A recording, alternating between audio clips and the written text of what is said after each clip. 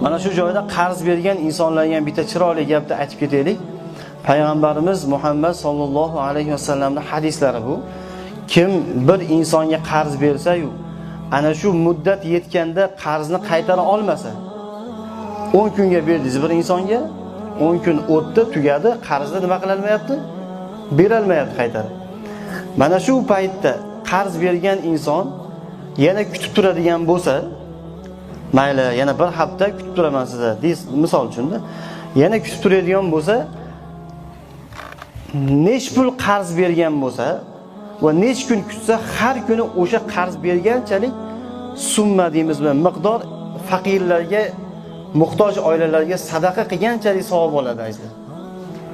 Mana shu gapni yaxshi eshitib olaylik. Deylik, misol uchun bir insonga 1 million qarz berdingiz, 10 kun o'tdi, vaqt keldi, yana 5 kun qo'shib bering deyapti bir inson. Musulmon u odam, bitta musulmon birodarimiz.